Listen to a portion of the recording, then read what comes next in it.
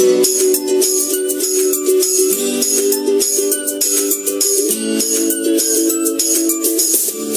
readers.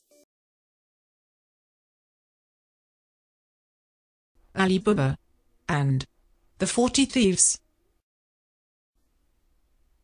There was once a poor woodcutter called Ali Baba. He was hard at work in the forest when a band of thieves rode up, armed to the teeth. He was terrified, and quickly scrambled into the branches of a tree. He counted 40 of the brigands. Their chief got off his horse and approached an enormous rock.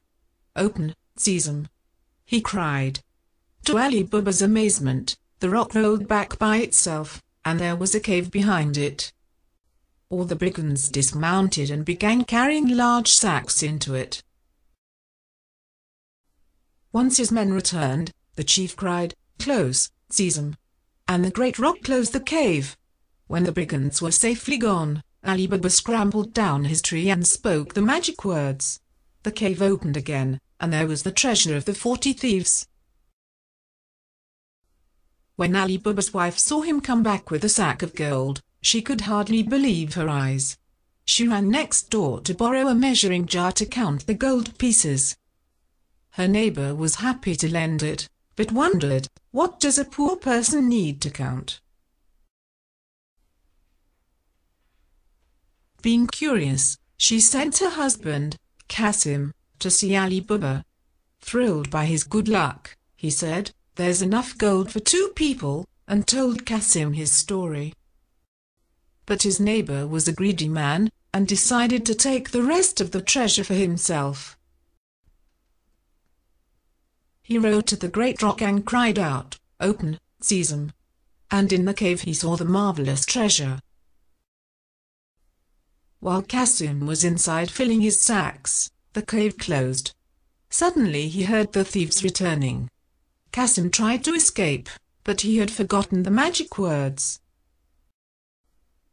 "Seed, no. Sausage. Please open," he shouted, but too late. The thieves were already inside. "It wasn't me," cried the wretched man. "Ali Baba is the thief.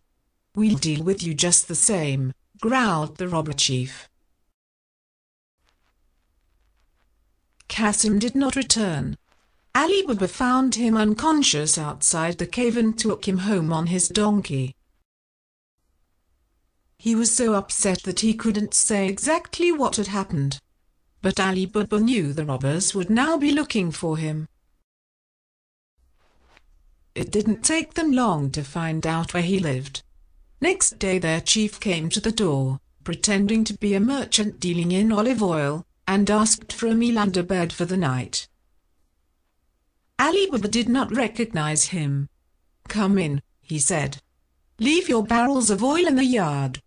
They will be safe there." While Ali Baba's wife was preparing the meal, she needed some cooking oil. She said to their servant Morgian, "Go and bring me some of the merchant's oil." But when the girl went out to the yard, she heard whisperings. There were men hidden in the barrels. Morgian ran to Ali Baba. "That merchant didn't tell you what was in the barrels." But her master stopped her. "It's wrong to speak ill of a guest."